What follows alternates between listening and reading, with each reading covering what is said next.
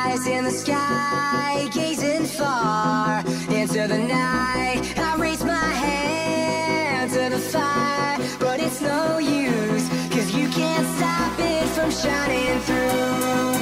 It's true, baby, let the light shine through. If you believe it's true, baby, won't you let the light shine through? For you, for you, for you, for you, for you, for you, for you, for you, won't you let the light shine through?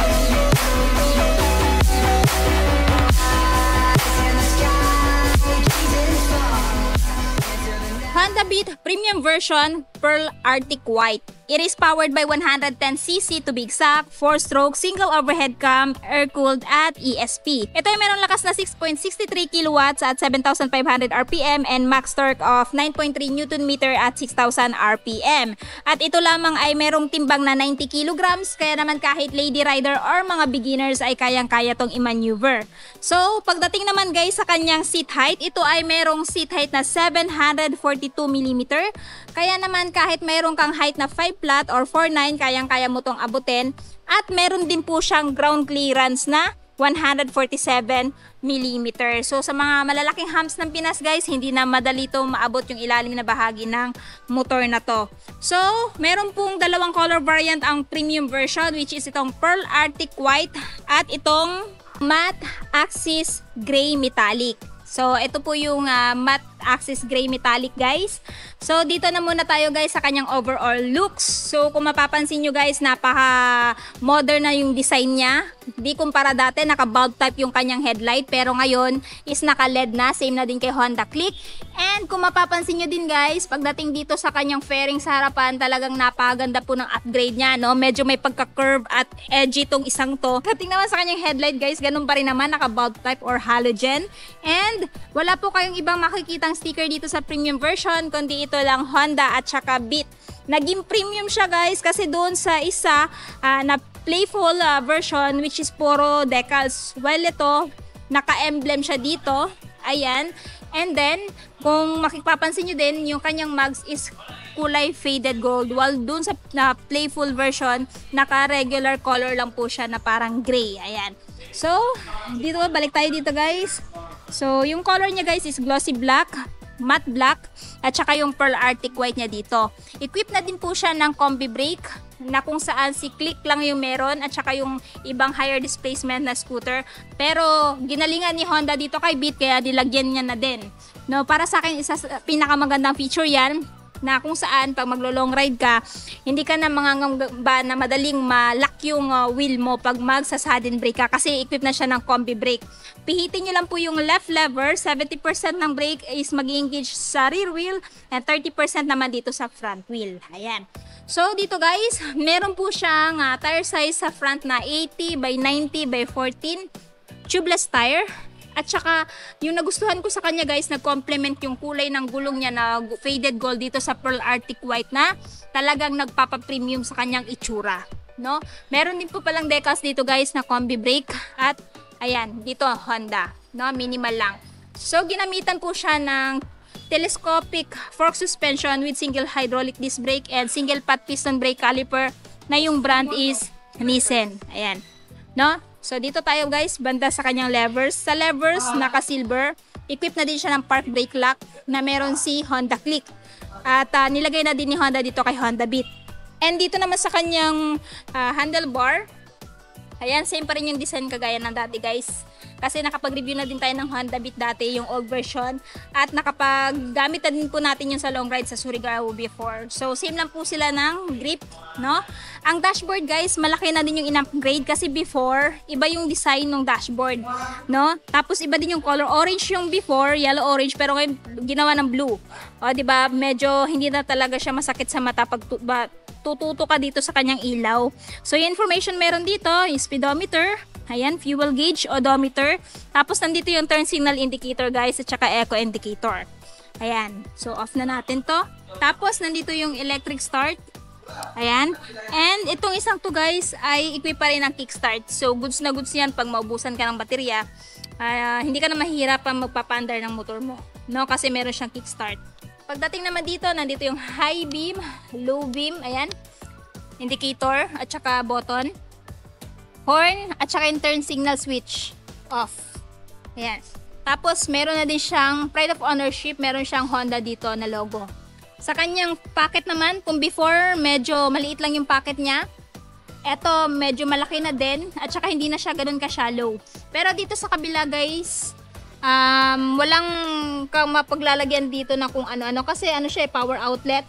Ayan. So, isa din to sa upgrade ni Honda Beat ngayong 2023. So, yung gawin nyo guys, since hindi mo to pwede masagsakan ng USB, bumili po kayo ng USB adapter para masaksak nyo po yung phone nyo dito, tapos ilagay nyo yung phone nyo dito habang nag-charge. Or else, kung gusto nyo naman ng phone holder, magpakabit na lang po kayo banda dito. Or depende, or dito, saan po nyo bet magpalagay. Parang sa ganun, habang tumatakbo tong motor na to, nag-charge yung phone ninyo. Ayan. And before guys, dati kasi yung susian ni Honda Beat nandito sa likod, ngayon dito na. So pag magbubukas ka ng seat, eto na yung pipindutin nyo guys. So parehas na din kay Honda Click. So pindutin natin to. Itutok muna natin sa seat, pindot. Tapos magbubukas na po yung seat niya. Ayan. So, eto po yung kanyang under seat, malaki na din. Kung dati 11 liters, ngayon po ay mas pinalaki na, ginawa ng 12 liters. No? Isa din yun sa napakagandang ginawa ni Honda dito kay Beat. And pagdating dito, meron din siyang pride of ownership guys. May nakalagay dito na Beat. Ayan. May naka-engrave. And mas pinalaki na po yung fuel tank niya from 4 liters naging 4.2 liters na po. So para sa akin, goods na goods yan. Tsaka napaka-fuel efficient din po nitong si Beat. Kahit pa hindi pa siya equipped ng idling stop system na meron yung dating version. Kasi ito wala eh. Wala akong nakita dito. Ayan. So grab bar at meron na din pong abang para po mapaglagyan ng top box. No? Kung if ever makita po kayo ng bracket para kay Honda Beat, pwede po kayo magpalagay ng top box.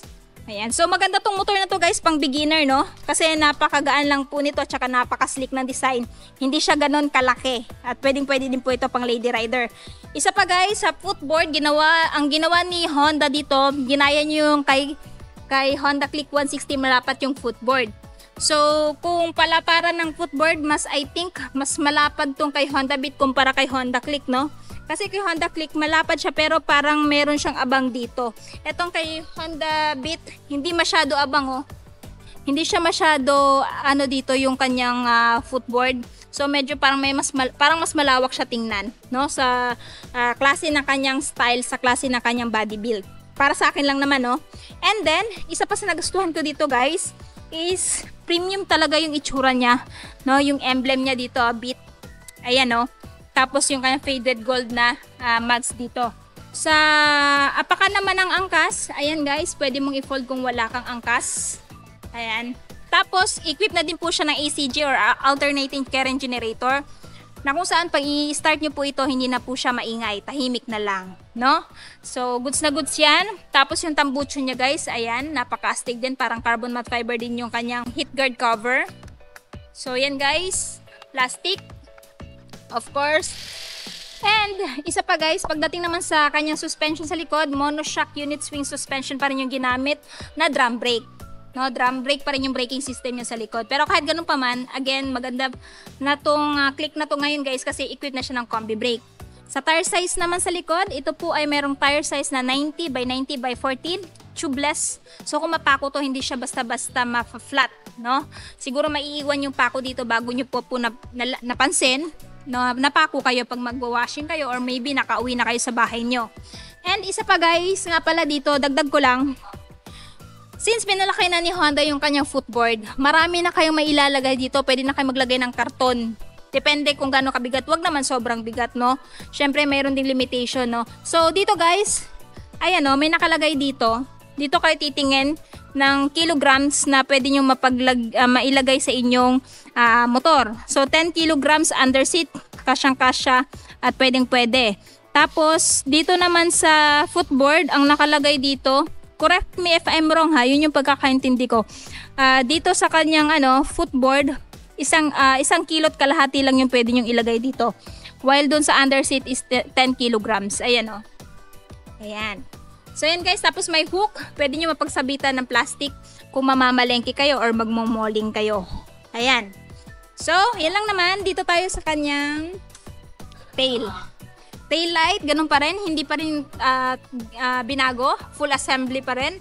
So meaning, pag sasampa yung OBR mo, or ikaw, hindi ka naman problema guys na baka may masabit yung paa niya pag sasampa siya dito. So para sa akin, goods na goods dyan. Bulb type pa rin, no? Turn signal, bulb type pa rin. Tapos meron pa rin siyang ilaw ng plaka dito. Ayan, bulb type. Tapos naka-reflector na din for added visibility during your night ride. Pagdating naman sa kanyang plate holder, ayan guys. And dito tayo. Ito yung kanyang drum brake or braking system sa likod. Ayan. Tapos dito may nakalagay na ESP, Enhanced Smart Power, at nandito yung kanyang panggilid, kickstart, tapos yung kanyang center stand. And ang isa pa guys, meron na din siyang side stand switch na kung saan kapag nakababa to, kahit anong gawin mong pagpapaandar, hindi na po siya aandar. Ayan. So, ito pong si Honda Beat guys ay meron pong average fuel consumption na 58.2 km per liter. So based po yan sa website ni Honda. So again guys, kung naghahanap po kayo ng motor na pang araw-araw, pang negosyo, at pangpasok sa trabaho, I highly recommend this one kasi nga napaka-friendly niya, no? Sa mga beginner, sa mga marunong na magmotor, at syempre kung halimbawa gagamitin nyo to pang negosyo kasi nga napaka-full compact niya na. So dito guys, pwede nyo mapaglagyan ng mga pinamili nyo or yung i-deliver nyo, at pwede din kayo magpakabit ng top box. Kaya naman I highly recommend this one, this scooter. So ngayon, kung interested naman kayo dito, aalamin natin yung kanyang price. So this Honda Beat Premium Pearl Arctic White ay nagkakahalaga ng 72,400 kung bibili nyo po ng cash. Tapos kung gusto nyo naman po ng hulugan, ang down payment niya po is 5,575 at yung magiging monthly for 3 years na 3,455 at rebates na 200. So ito pong scooter na to guys ay available lamang dito sa Honda Venus Marketing, Sobrecarri Street, Tagum City. 2 unit po yung available dito, yung Pearl Arctic White at ito ang kanilang matte gray. Ayan. So punta na po kayo dito guys.